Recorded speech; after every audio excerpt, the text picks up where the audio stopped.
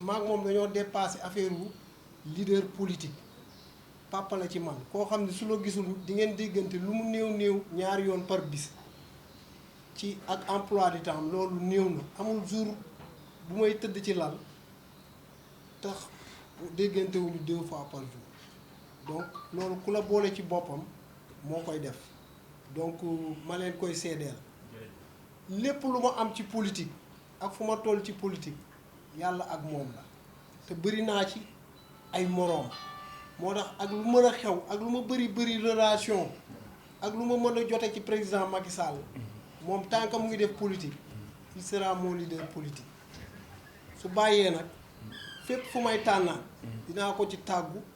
mu jox ma ci orientation su ma ci diggalee ma dem su ma ci teree ma toog donc loolu mooy li nga xam ni dama koy seede sama diggante ak moom te bëri naa ci ay moroom ñoo xam da leen a doomoo jàppale leen parce que nit su la jàppalee tey ba nga man dara foo war a toll rek da nga war a sàmm sa ngor sa diggante ak moom te foofu laa toll ak moom te bëri na lu muy régler ci biir kër gi te kenn du ko yëg ci sutura donc efficacité boobu am na ko ñu koy ñaanal di la wax président ñii say njaboot lañ njabootu LONASE la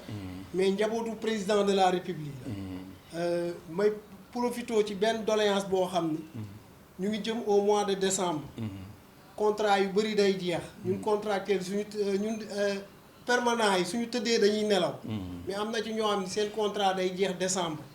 xolu yërmande bi directeur indi ni day dafa placer l'humain au cœur de l'entreprise loolu daf la cee fekk kon te dafa am ku wax lu am solo muy le président Amadou Ba ci benn waxam mu ni dafa mas a toog ak ay nit ci benn réunion mu leen man damaa bëgg a nekk xol bëgguma nekk bopp ñu ni ko lu tax mu ni xol kenn du ko gis waaye liy doxal yaram yëpp deret ji muy naan yëpp xol moo koy joxe mooy circuler sang mooy joxe lépp su xol doxatul dara du dox donc su DG ñëwee Abdourahmane Baldé ni moom xol la jiital ci mbir mi dañuy am espoir yu yërmande fekk fi sa yërmande gi nga xam ni mas nañu toog ci cabinet ba ma ni ko lu tax nga doon embauché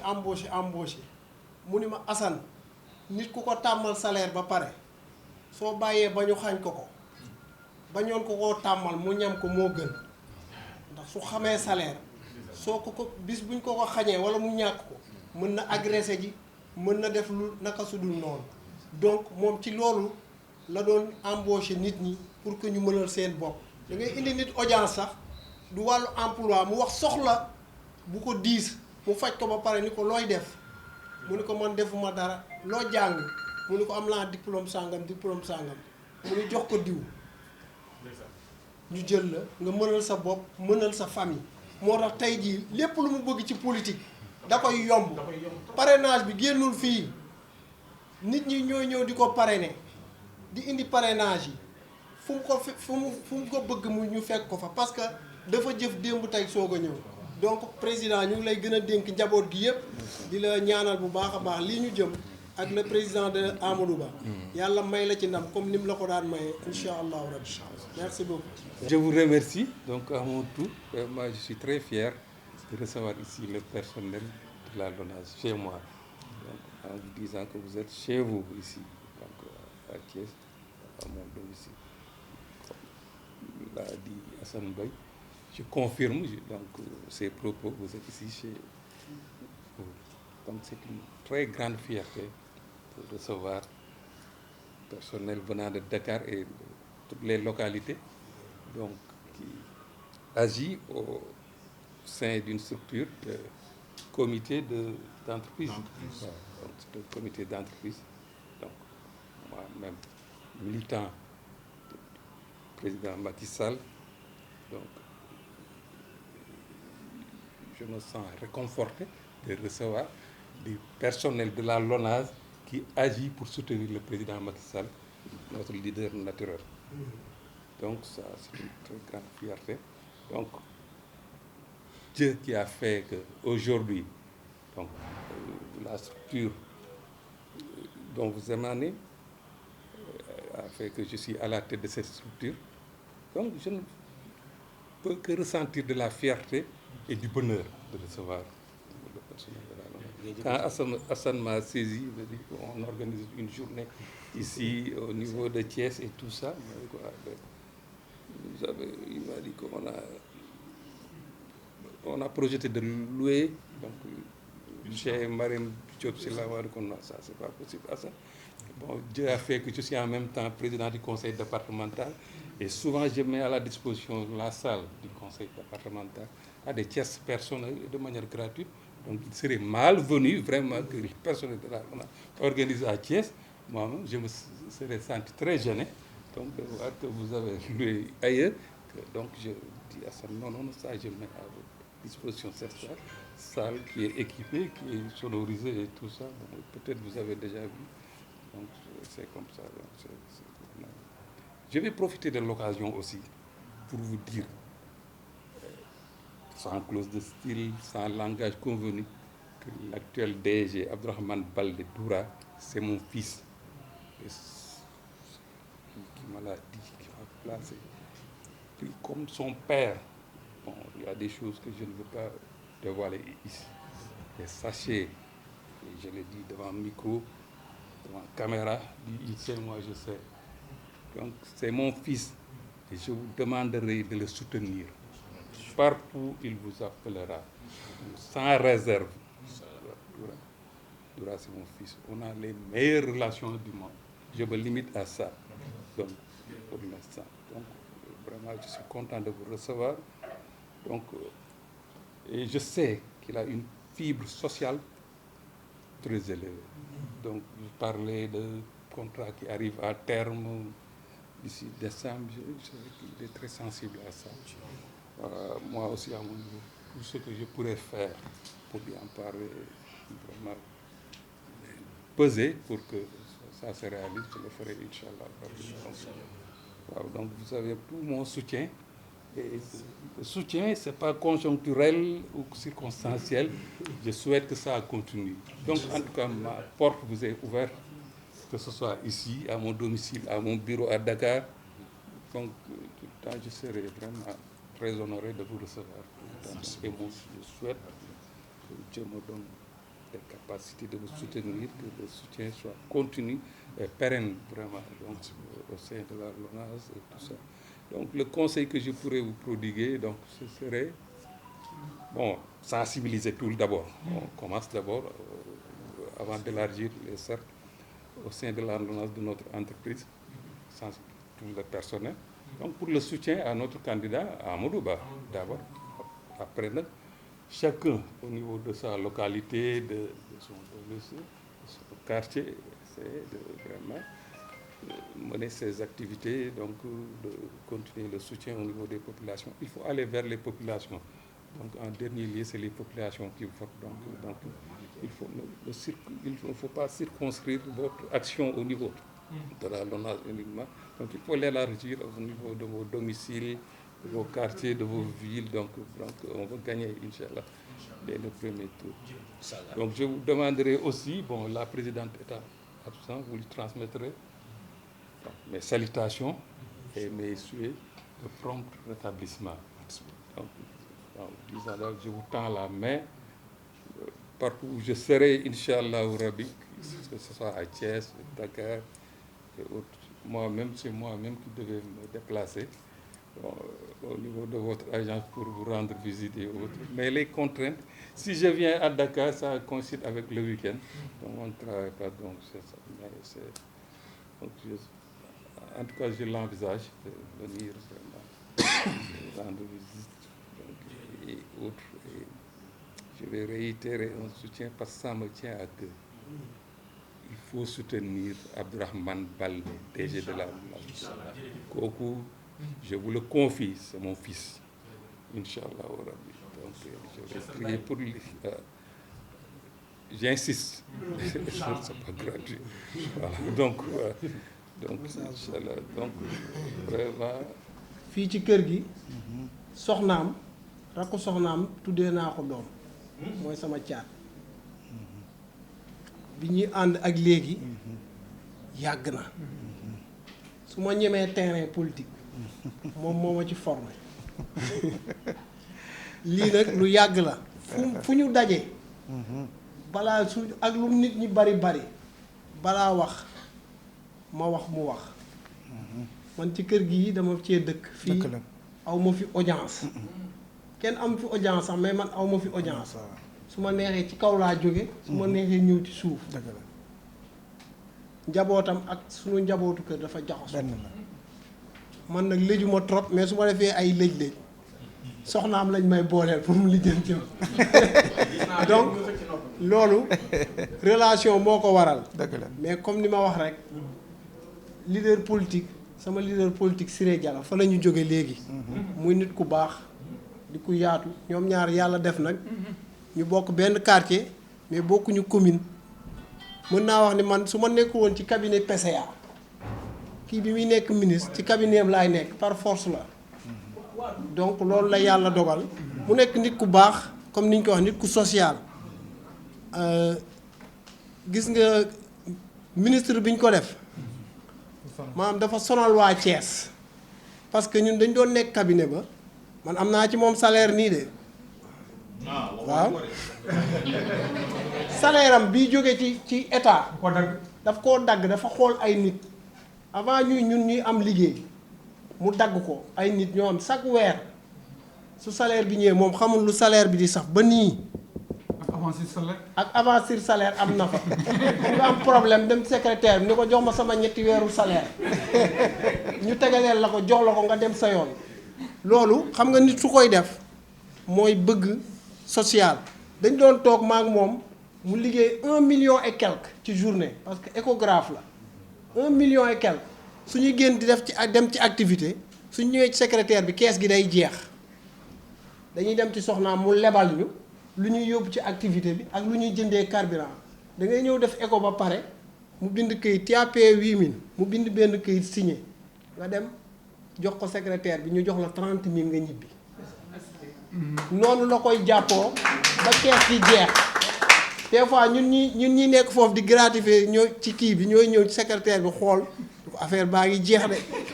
arrêter maladie wala ñëw ñu signature dootu fi jàll. Gadio qui devait être là mais elle est un peu souffrante donc c'est pour ça qu'elle n'est pas venue avec nous donc je voulais en son nom et au nom du vice-président Assane Mbaye qui devait normalement prendre la parole parce que c'est une instance politique pas une instance administrative donc normalement c'est Assane Mbaye qui devait prendre la parole en tant que premier vice-président de la convergence mais il m'a fait cet honneur de porter la voix de la convergence professionnelle et je voudrais tout d'abord vous remercier pour l'accueil parce que c'est pas évident un week-end c'est trop chargé à Thiès surtout un ministre de la République qui devait faire ses activités politiques ses rencontres professionnelles mais il nous a accordé son temps pour recevoir la convergence républicaine. Je voudrais au nom de toutes les personnes qui sont là vous remercier et vous dire que c'est votre famille qui est là. Quand je dis votre famille, parce que toutes ces personnes que vous voyez ici, chacun d'entre eux, c'est un responsable dans sa propre localité. Dans sa propre localité. On s'est dit, dans le milieu entreprise, pourquoi pas converger nos efforts, nos forces, nos énergies pour la cause du président Macky Sall. C'est une idée que nous avons dégagée, l'idée que la présidente a portée, et nous nous sommes dit qu'on va se retrouver, nous allons nous retrouver pour pouvoir créer cette entité qui va être un bouclier du président Macky Sall. Et ce bouclier, la convergence professionnelle, a décidé véritablement de porter son choix et le choix du président Macky Sall envers Amadou Ba, notre candidat. Et je voudrais vraiment vous dire que nous sommes très engagés sur ce volet-là et vraiment aussi nous vous remercions parce que nous sommes informés des actions que vous menez quotidiennement à Thiès. Moi, j'ai eu la chance de vous rencontrer à l'occasion d'une course à l'hippodrome et ce qui m'a plus frappé, c'est votre humilité. On ne dit même pas que c'est un ministre qui est à côté de vous parce qu'il parle avec tout le monde. On dit souvent que nit ki fi ñu koy fekk ak nit ñi nu ñu koy wëree fa ngay xamee vraiment la qualité de l'homme. Et vraiment, je voudrais vous remercier au nom de la convergence. Aujourd'hui, nous avons une activité ici et l'activité, c'est pour renforcer la position de Amadou Ba à Thiès et renforcer aussi la position de la convergence à Thiès. Parce que c'est des professionnels, c'est des gens engagés qui sont dans leur localité et qui se battent jour et nuit pour le président. Jour et nuit pour le président. Et nous vous tendons la main, monsieur le ministre, de soutenir cette entité. Cette entité, nous comptons l'élargir dans les autres activités, dans les autres entreprises. Parce que là, on l'a démarré à la LONASE. Nous allons travailler. On a senti qu'il y a les gens de l'ARTP, les gens de d'autres entreprises qui nous ont sollicité pour créer la même chose. Et le président aussi nous a félicités et remerciés. Donc vraiment, nous demandons votre soutien pour pouvoir mener à bien nos activités. Parce que les élections, c'est des élections terrain, c'est des élections où la convergence doit être quotidiennement sur le terrain. Et nous demandons vraiment votre soutien, votre appui pour pouvoir réussir toutes les activités que nous allons porter. C'est une tournée nationale qui a démarré à Thiès. Nous savons que Thiès a un enjeu vraiment national.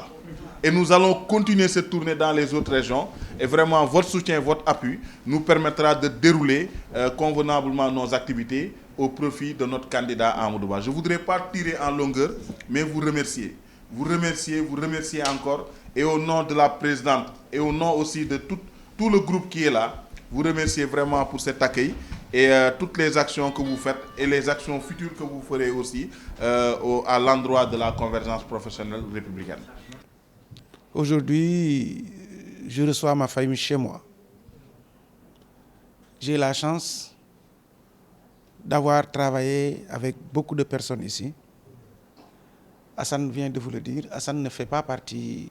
de mon staff, il fait partie de ma famille. C'est un enfant pour moi. Aujourd'hui, quelle que soit la situation, il est capable de venir taper chez moi à 2 h du matin. Me réveiller. Pourquoi? Parce qu'il fait partie de la famille. Et ça, c'est parce que ce qui lui a permis cela, c'est non seulement son éducation, mais également sa capacité à être loyal. Loyal envers le président de la République. Donc, tey yéen du ma guddal parce que yéen fi mu ne nii yéen ngi dem ci événement dafa xaw a xat kii moom mooy Edouard Latouf xam ngeen ko peut-être si liggéey bi mais am na ci beneen fànn boo xam ne ko xamul c'est un des plus grands défenseurs du président Macky Sall day bind ba yenn saa yi day ànd ak xadar sax man ma ne ko mais saa yi tellement il est engagé il est très engagé ci lu ne c'est-à-dire tey jii pendant les périodes extrêmement difficiles et délicates que ce soit en mars ou en juin il a été le premier à écrire man dama doon wax sax kii il met sa vie en danger parce que c'était une période assez délicate mais boobu lay gën di attaquer l'opposition et de manière directe sans gants. Ça c'est du courage. Il y a 2 types de courage. Il y a le courage physique mais il y a également le courage moral. Moom il a ce courage là et c'est ces 2 courages parce que moom bu yëpp daf ko def. Hassan même chose il est tout le temps sur le terrain gis nga man su ma ko gis muy wax damay ree ñoom su ma waxee ni man sama formation amul kër Thiès ñetti kër yoo gis Thiès au moins ñaar yi maak moom dugg nañu fa amul ci ñetti commune d'arrondissement muy nord muy est muy ouest kër yëpp ànd ak moom dugg fa suñ duggee kii jël parole ma jël parole ñoom noonu lañ doon jàngee ba mën wax léegi xam naa suy nekkee di wax yéen ngeen ne kii mën na wax mais ba muy départ mënuñu woon xaaral Mati baa ngi jël boobu mënul wax mais léegi à force dañu loolu moom mooy terrain li xale yi di wax mbapat moom dafa mbapat ba egsi fii mu nekk donc man su ma ñëwee mu fekk leen foofu man damay sama xol day dal et puis ngeen ñëw créer lii Mati mi si man la nekkoon comme nii ngeen nekkee nii lii moom ak Assane mii ci man lañ doon xëy ñoo doon ànd di proximité ñoom ñëpp parce que boobu ñi ngeen di dégg fii di politique yëpp amaguloon kenn il n'y avait personne ñun kese ñoo nekkoon ci terrain bi doon jàkkaarloo Idrissa Seck à l'époque kenn donc pour vous dire vous avez la chance d'avoir avec vous des personnes yoo xamante ne qualité lañ di xam ne que soo leen ba ma ñëwee gis Ibrahima ma xam ne ànd ngeen nag jàmbaar parce que fa mu ne ku dul jàmbaar du fa ne c'est très difficile c'est pas facile su ma gisee mon frère Amadou Hott ba mu fa ñëwee à côté hein j'ai vu que c'était pas facile. L'épicentre de l'opposition foofu la moom il a le courage d'être là-bas et d'être debout waaw moo tax comme ni ko Edouard waxee ce sont des gens à renforcer parce que souvent nit ñi ils ne font pas le diagnostic. C'est là où c'est le plus dur qu'il faut renforcer et non pas seulement renforcer là où tout est déjà acquis. rëbbkat li muy war a dàqe mooy lu mu yorul ci gafagaam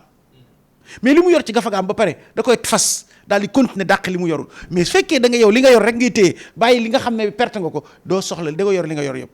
moo tax vraiment ñun ñu ngi leen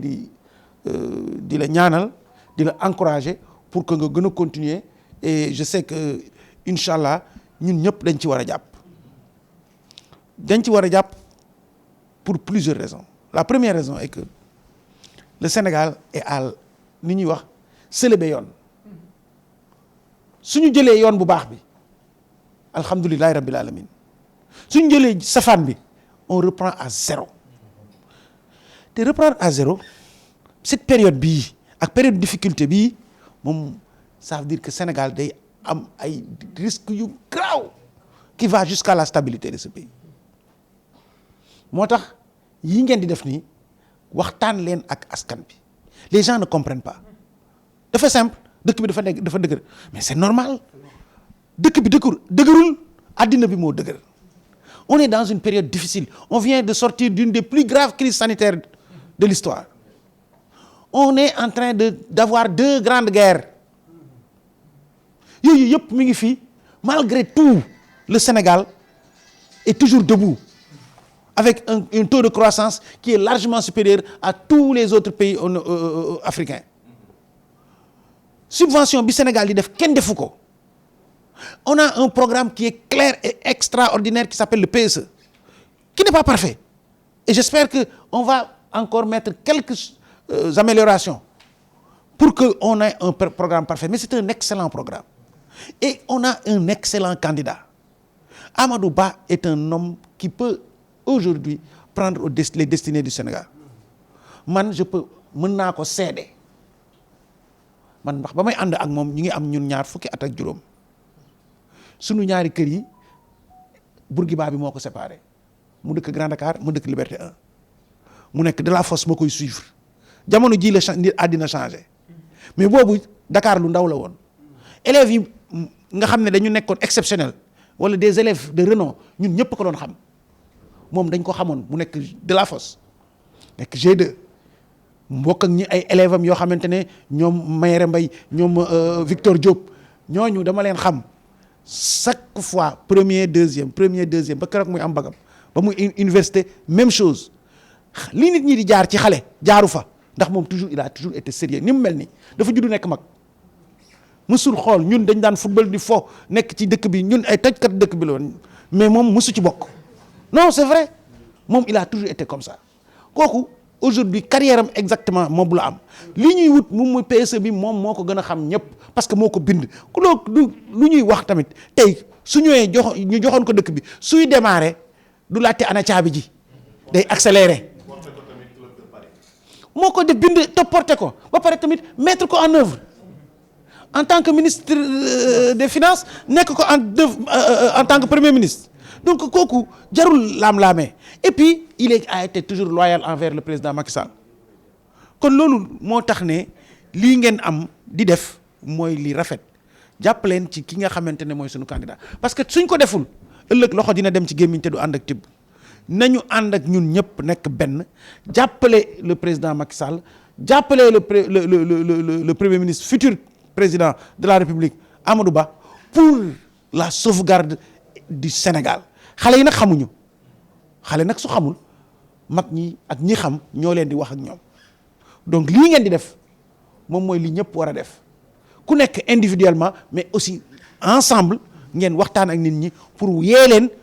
pour que chemin bi nga xam ne moom la ñu war a jël moom mooy chemin bi nga xam ne mooy sauver le Sénégal loolu moom mooy li ñuy def remercier leen bu baax parce que fi mu ne nii le temps est ultra limite et ñun tamit ñu ngi leen di remercier di leen ñaanal di leen wax ne on sera toujours à vos côtés et man je n'ai aucun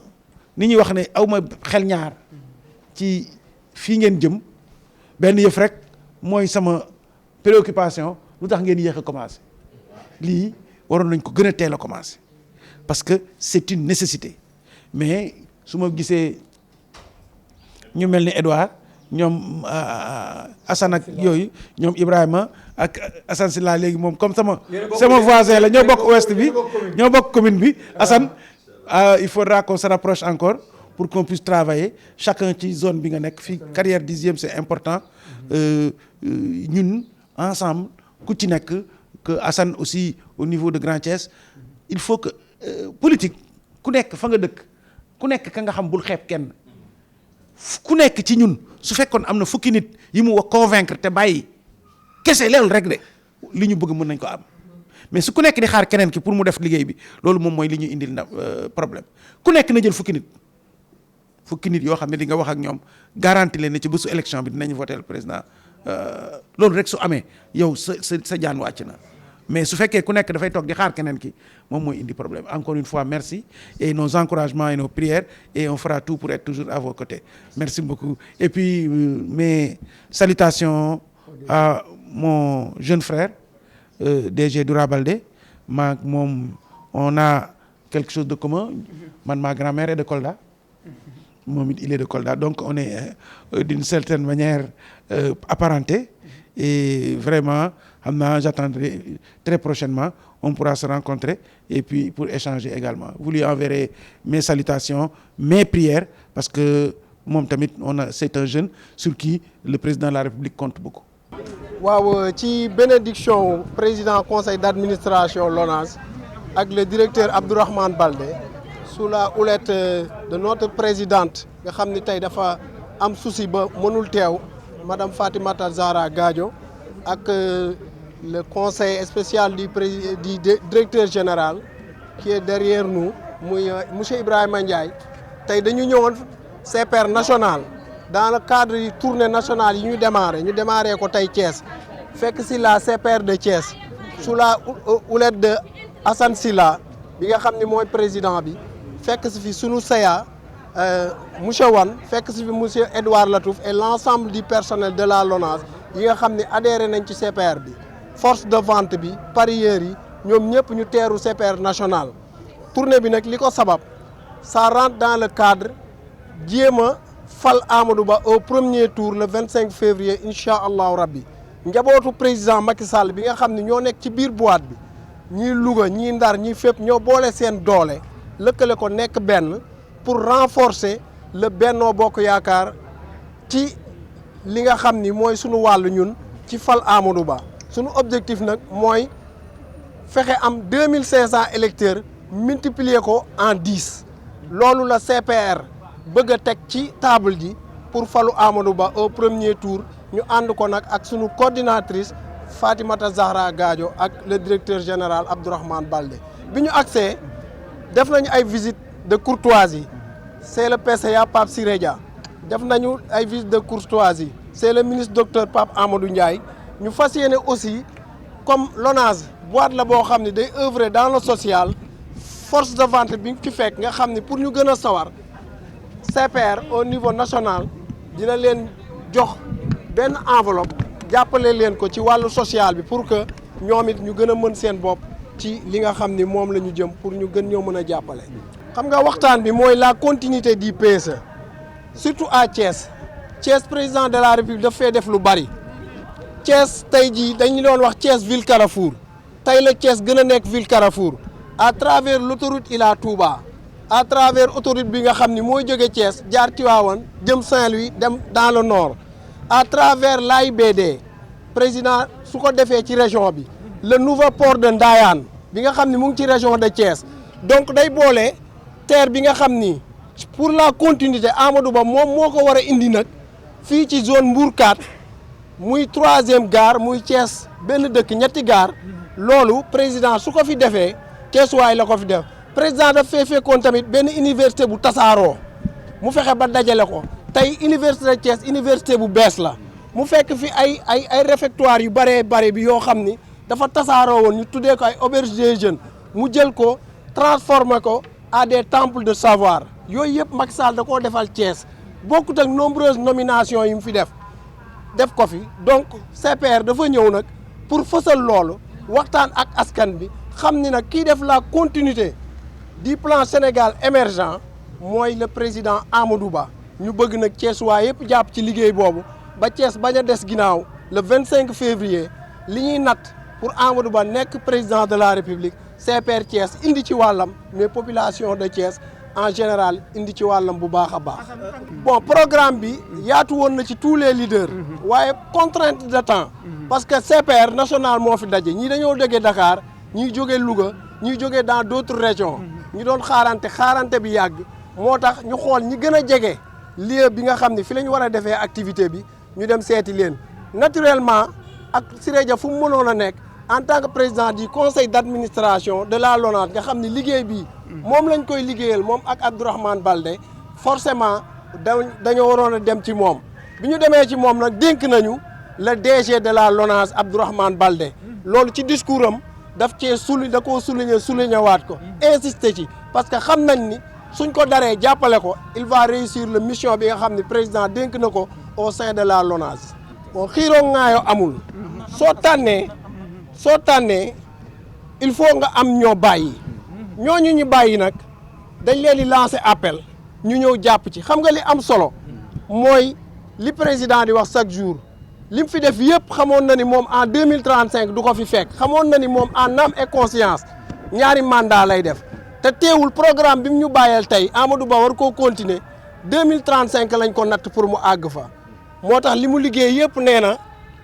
ci benn mot bu gàtt ceci est mon legs pour les générations du futur donc ñooñu dañoo taxawoon ni ku président tànn dinañu ànd ak moom kon liñ leen di wax mooy ñu sàmm seen kàddu ni président sàmmee woon kàddoom ba ni du def 3e mandat dafa bokkoon ci livre bu mu bindoon bind ko ku bind nag jaratul ngay wax donc ñoom ñëpp dañ leen di lancer appel ñu ñëw autour de l' essentiel waa Thiès su fekkee am na ku ci àndul ñu mën koo tuddee responsable bu mag c' est notre frère Maodo Malick Mbaye te du ma ni àndu ci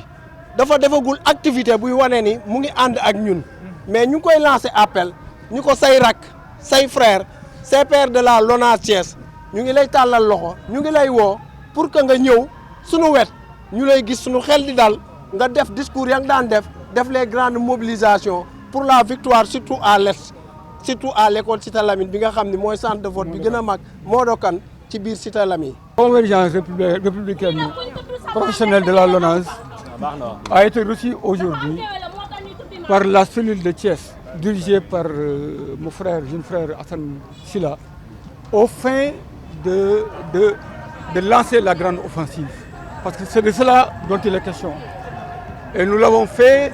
sous l'autorisation du directeur général de la LONASE, Abdourahmane Baldé, et sous l'autorisation aussi de notre responsable à Thiès, Pape Siré Dia. Nous sommes convenus, nos vues convergent sur la nécessité aujourd'hui, au sein de la paix et au sein des entreprises, d'abord, de travailler à asseoir au sein des entreprises une majorité qui sera confortable à Amadou Ba. Ensuite, travailler à faire en sorte que, parce que tout à l'heure vous avez évoqué la simple question de l'unité du parti. Nous le disons haut et fort, la convergence républicaine de Thiès le dit à haute et intelligible voix. Nous avons le meilleur candidat qui s'appelle Amadou Ba, qui s'appuie sur le meilleur des bilans de Senghor à Abdou Diouf, en passant par Abdoulaye Wade, en passant par Macky Sall. Nous comprenons une certaine opposition aujourd'hui, paniquée par le renoncement volontaire, paniquée et désorganisée par le renoncement imprévisible du président de la République à un autre mandat. Nous comprenons que cette opposition-là veut coûte que coûte faire comprendre à l'opinion que la continuité, faire comprendre à l'opposition que la continuité veut dire que Macky Sall sera encore président de la République. C'est totalement faux. La continuité ne veut dire que le président Macky Sall,